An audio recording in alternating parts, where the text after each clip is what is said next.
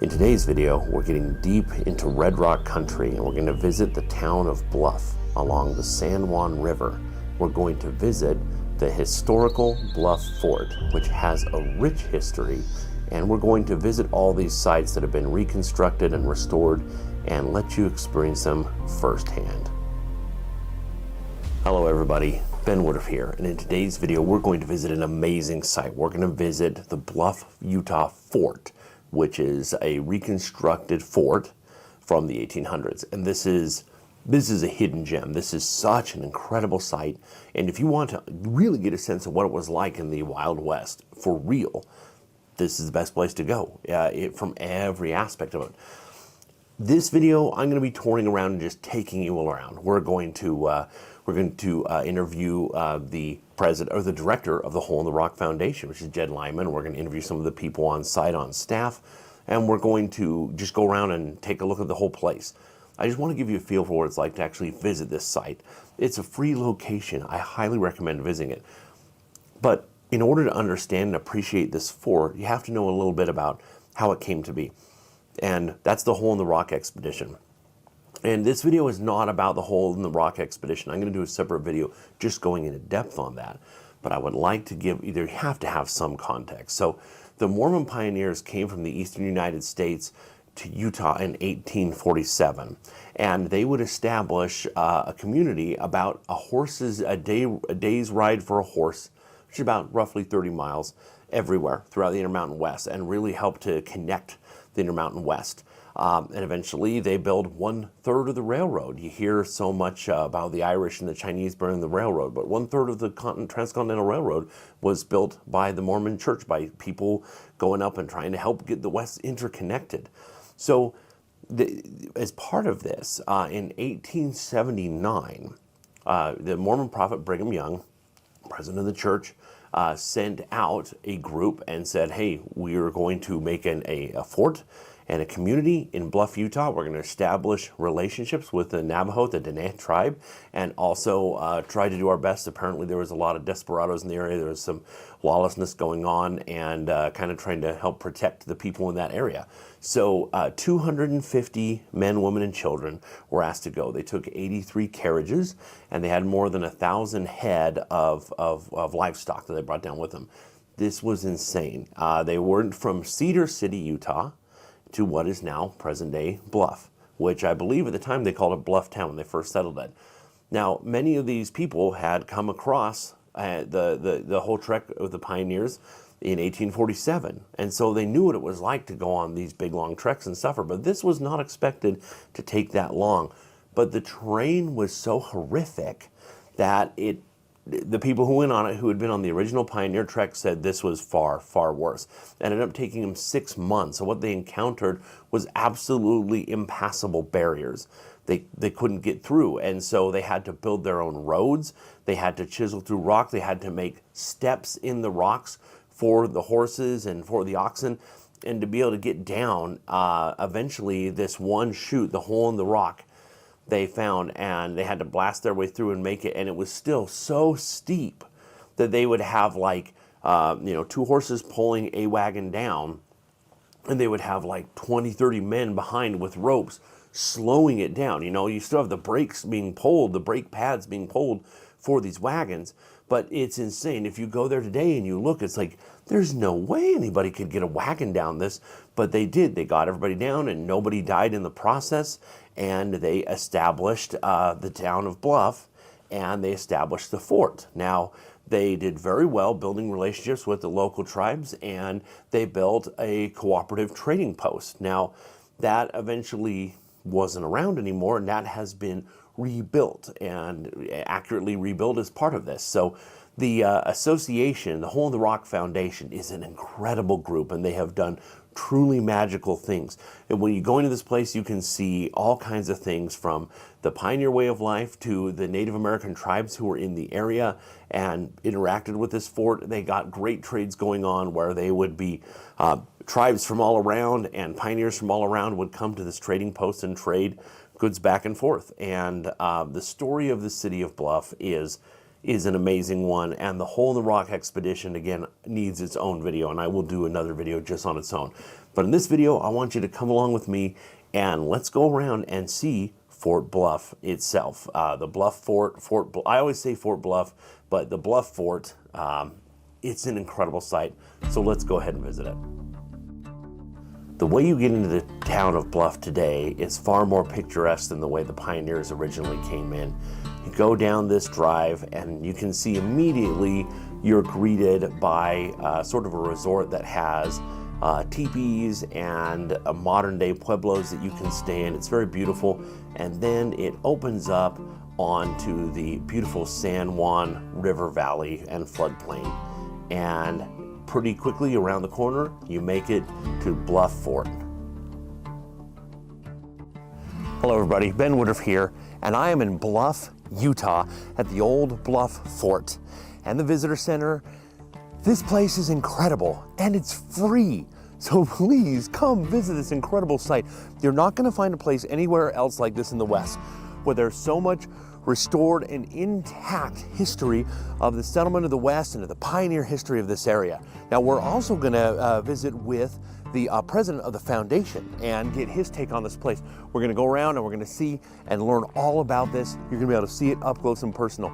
We're excited to have you along, so let's come on in and we're gonna go ahead and take a look at this incredible fort. This right here is the visitor center, was the old San Juan Co-op. So this is the visitor center and also the gift shop. We'll take a look at it in a minute.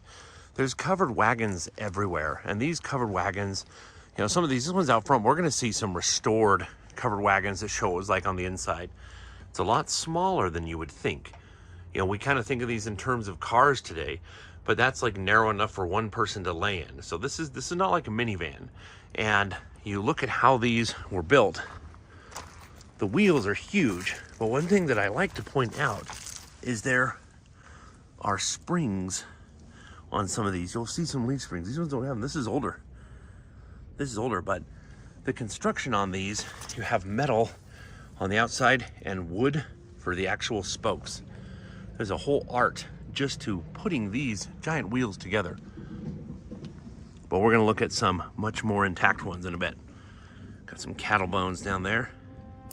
We start off by going into the old trading post, the old co-op, and there's so much to see here, but I think we're actually going to come back to this later and start by going through the fort itself. So one of the best things about this place is that this is free. It's free to visit. Hello, welcome to Bluff Fort, and we're excited to have you here. This is one of the best places in the world. It's like a desert oasis in the summer. It's cool, and in the winter, not very much snow, if any. And we're open all the time, and I'm excited to have people come and visit us. Last year we saw 54,000 people, so it's a very popular place. Right now it's a little slow, but it's a beautiful day. This would be a wonderful place to be and learn about heritage, learn about determination, conviction. These people were wonderful that came here. They fought all the odds and they made it. It's like, you know, they were committed. And I love being here as a missionary. Happiness isn't something earned, it's a byproduct of something given. So I'm very happy because every day I get to give my thoughts about this fort and the wonderful people that came here against all the odds.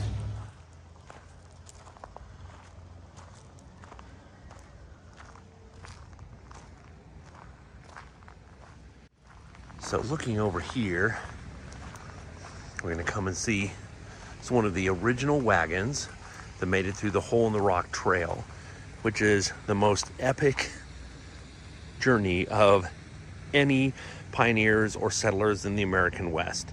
So this is a wagon that actually made it through.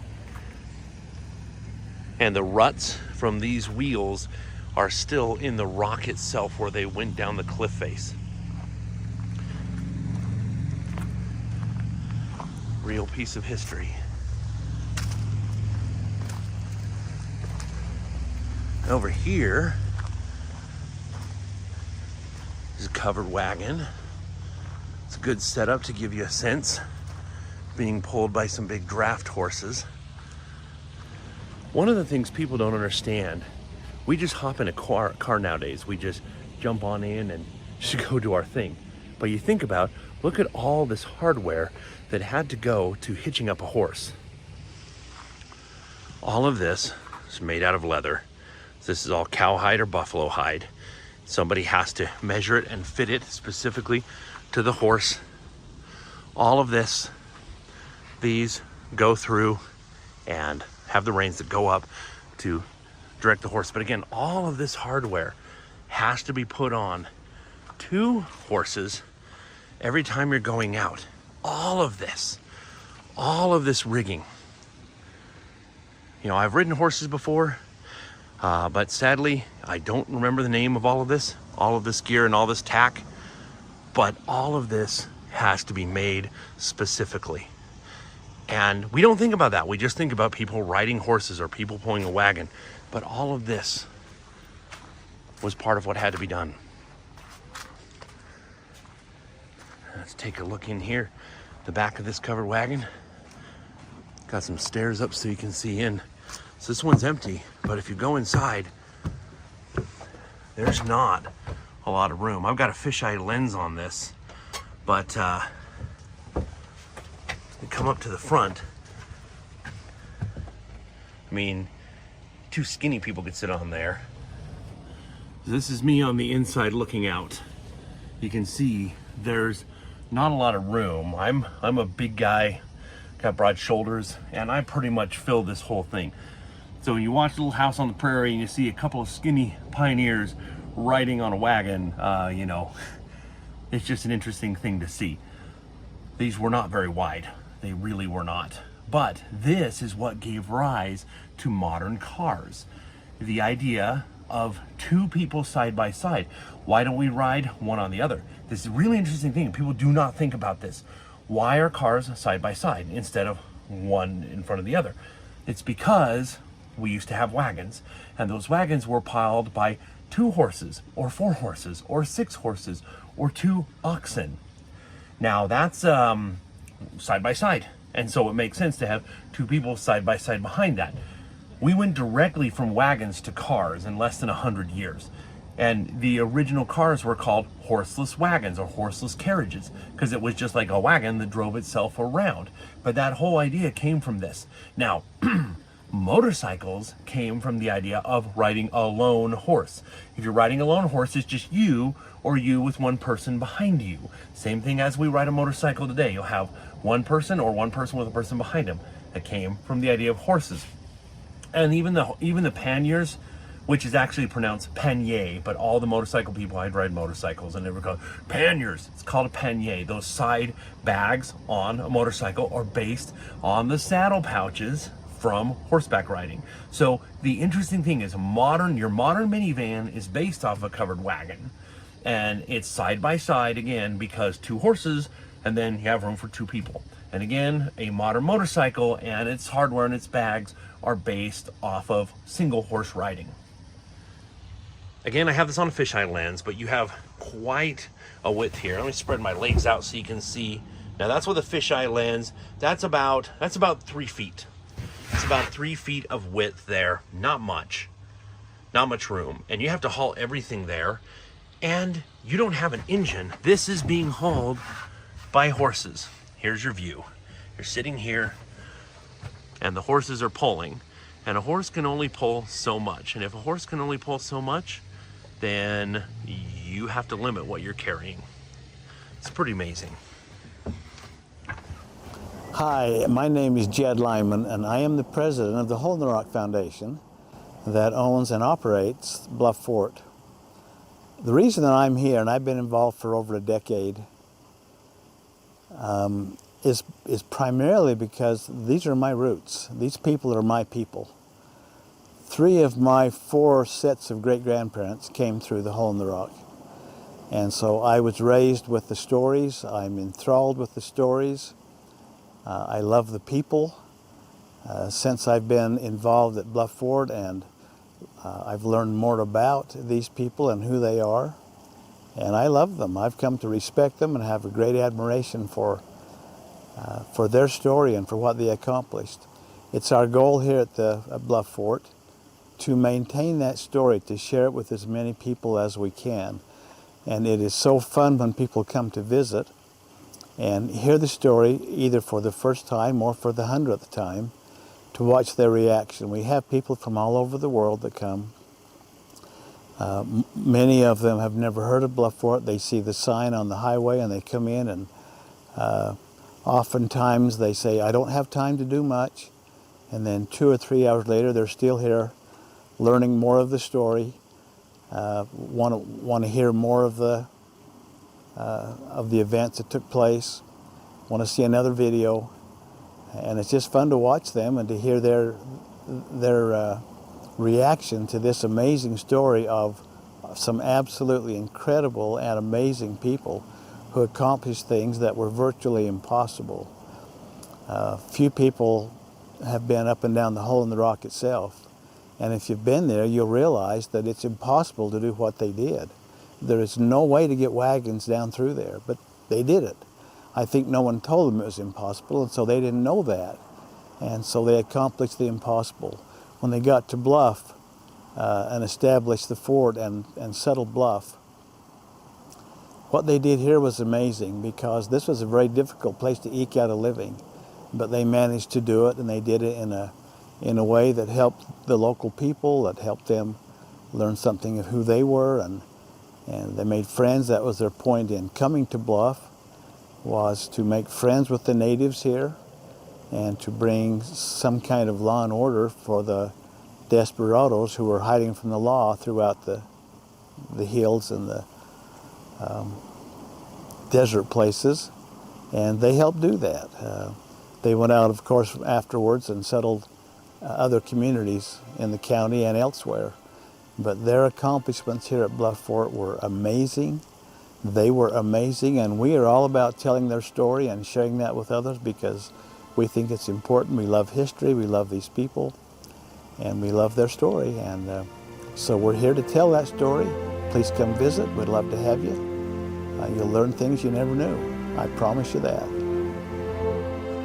So there are so many cabins here that have been restored. They're here around the edges, and you see, what was it like to be in a small one-room cabin? This is quite lovely, but a simpler way of life. Have your hearth. It's where you're going to cook and where you're going to keep yourself warm. I've been in a log cabin in the winter, and without the fire, this place is as cold as it is outside. Handmade clothing. This is a sewing machine powered by a foot pedal instead of electricity. So you govern the speed and the power based off of that foot pedal down there.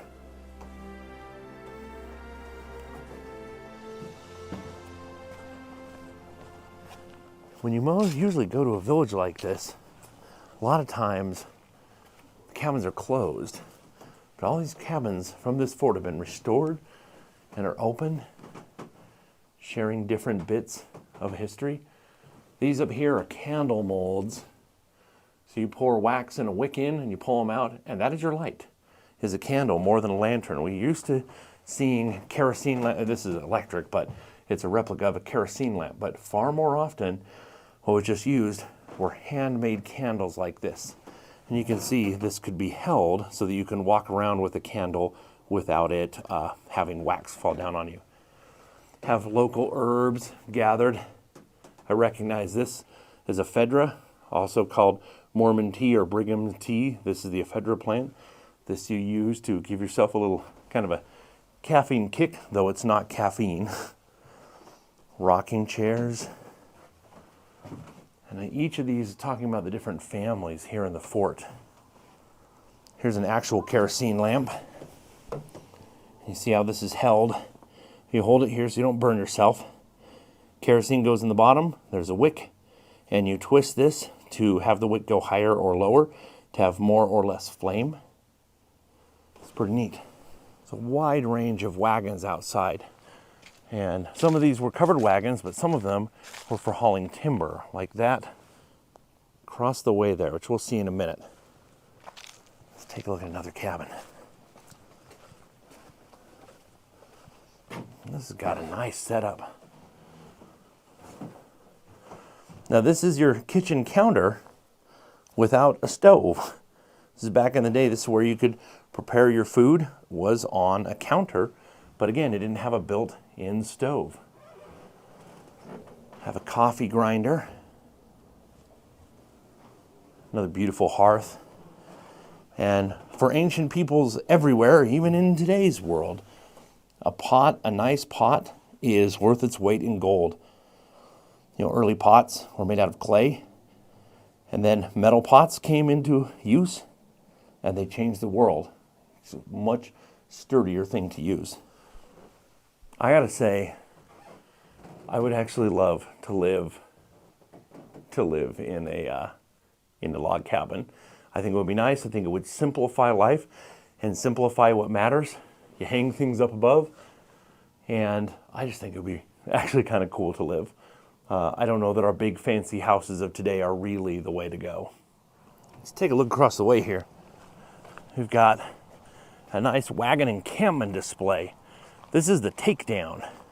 So you see these are put over for draft animals for hauling things. Like for mule teams, you put these on the back and then you put the packs on either side instead of a wagon. But a wagon itself, this would be a full encampment. You've got your cooking pots, cast iron pots, you got your kettle, and a big old thing for cooking, big huge meal for everybody. Got a nice kerosene lantern, a nice tent, give you a little bit of shade. And this is a kitchen. This is where this box is up. You can see it's got just a old, from a horseshoe nail to close it up. But this is all your stuff. This is everything for cooking. You got your flour, you got your supplies, you got your bowls and your pots and everything you need. Some grain you can grind up. And this was a kitchen. Now, I remember in Boy Scouts, we used to have these too. Now this is a milk jug, but these have started to be used for cooking, where you can just put layers. You put corn in the bottom and you put some meat, different vegetables, cover it up, cook it over a fire. It all cooks together. It's absolutely delicious. Simpler way of life. A lot more work, but I think that there would have been a lot of fulfillment in living this way. When we look up here, this one also has an old stove. Right here, an old pot-bellied stove. And you have a metal plate on top. You can cook on top of this. And we even have a shaving kit. We don't think about that. Look at this old mirror. This old mirror, not that great. But if you're living out in the wilderness, it's better than nothing. And that's to put your shaving cream on, and you use a straight blade to shave. It's pretty wild. Yeah, the people who settled in this fort, you know, they were just trying to make a new life and trying to make good relations with all the people around. And like we saw from the interview from the president of the foundation, you know, there was a lot of desperados and a lot of lawlessness was going around here. So the pioneers who settled this fort, they made good relationships with the Native Americans, and together with their help, kind of got the stop of the lawlessness that was happening in this area. It's kind of an interesting bit of history. Take a look at this. It's kind of unique. This is a one-room schoolhouse. And what do you learn here? The basics. One teacher had to teach everything. So there's desks and there's slate boards. This is a rock. This is a piece of slate. And you use chalk. You write, you learn to do math, you learn to do vocabulary, all on your slate board. The poor teacher in a community like this had to teach everybody from every age. You think about that. You know, you have first grade, second grade, you have kindergarten, all the way up, right? They taught every grade. That's not easy to do. But one of the other interesting things that were taught were music. And you can see there's a lot of these old instruments. There's a trumpet. There's another trumpet up on the wall there. And there's a small, beautiful violin. Again, this is something that had to be done. You had to teach all of this stuff, and music is part of a way of life. We have so much today. So if you think about it in today's world, the visual stimuli we have is through the roof. Even in my own lifetime, I've seen it shift. When I was a little kid, if the phone rang, we ran to the phone. If somebody knocked on the door, everybody ran to the front door because you get a little dopamine hit in your brain. You're like, ooh, something's happening. Nowadays, our brains are flooded with dopamine nonstop, and it's actually bad to have that much. Things have changed. So we don't have an appreciation for random, sporadic novelty. So part of the novelty of this age was if you have this hard life and you're working and trying to survive and working day in and day out, even the kids were working, then music wasn't just like, hey, I'm listening to a song. No, this was a thing. This was an event. It's like, guess what? So-and-so has a violin. Oh, bring out your violin, bring out your violin. They're playing the violin and everybody's listening and enjoying it. It's a huge flood of dopamine to the mind. That kind of entertainment and that kind of ecstatic joy was something we can't even imagine. Same thing too, I'm looking up front and there's apples. The whole idea of giving an apple to the teacher. Something like an apple would have been an amazing treat. It's like, hey, would you like an apple? Wow. Well, now in the United States, everybody's overweight. We have candy everywhere. You have access to sugar nonstop everywhere. Back then, an apple pie would have been very tart, and that would have been a big deal. It's like, we're having a tart apple pie. Wow. It would have been exciting and thrilling. And even though it's nice that we live in such an easy set of circumstances in today's world, there's something to be said. These people, I think, had a much deeper appreciation for the things that really matter. This is a plowed field. And again, this is where life came from, was farming the earth, agriculture. And agriculture was first brought to this area by the Puebloan people who brought things like corn, bean, and squash. And then later on, other crops were brought in. And there is some sort of a squash. This might be a pumpkin, or this might be another species, but this is a species of squash. And again, this is part of what was brought for food, and this is what brought life to this area. So all along here, there's cabins of the different families who settled in this river valley. There's squash being grown. It's beautiful. It's just so well done. Again, this is free. You can walk in. And if you want to hear the stories, here's the beautiful thing. Look at these. English, French, Dutch, Italian, Spanish. There's all these languages. And if you press this, you'll have either a video or a vocalization play telling you the story of the people in each cabin. Now there's a lot of wagons around here. And some of these are very different. This is a buckboard wagon, not a covered wagon. So this is something that you're gonna haul stuff in. But this is the one I really wanted to show you. Hauling timbers.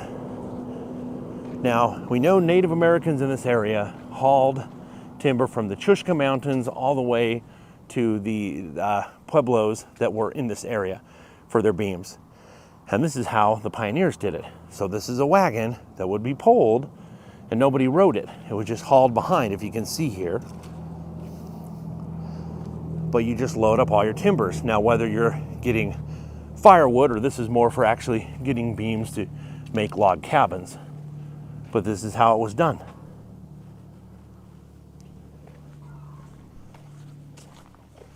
And all these cabins are wonderful. Just seeing each of these. This is a nicer bed.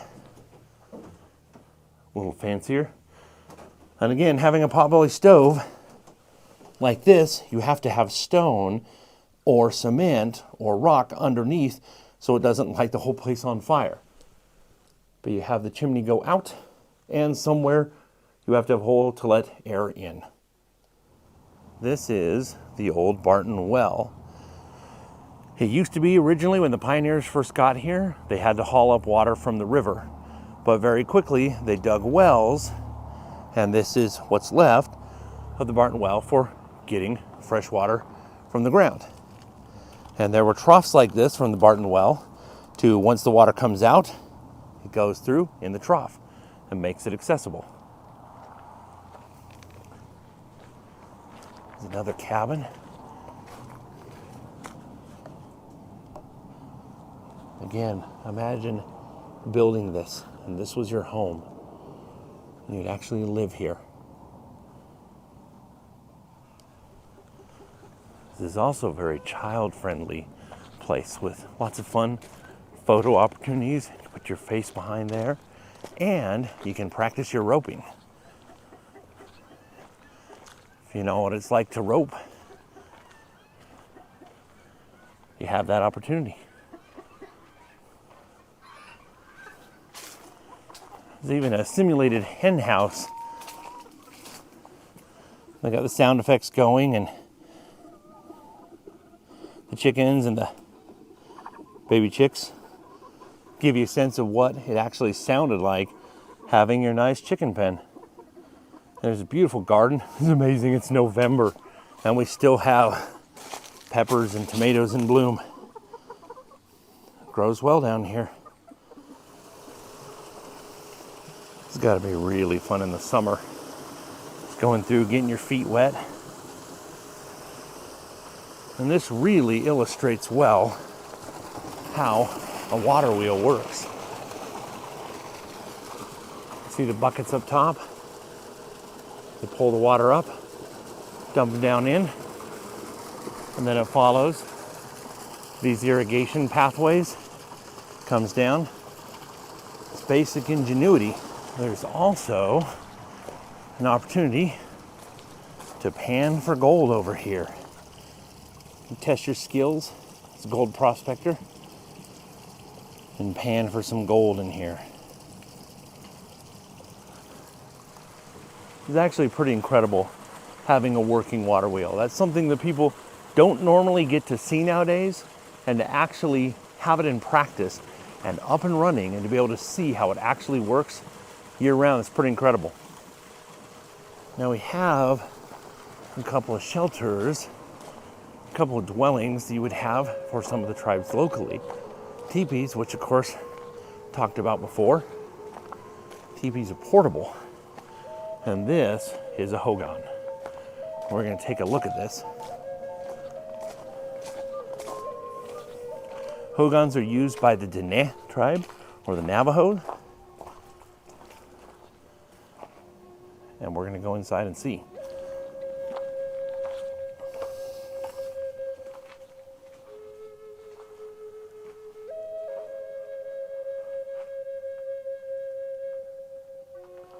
Now looking around this, you see the structure is made up of layers and layers of logs, very similar to a small kiva, but different.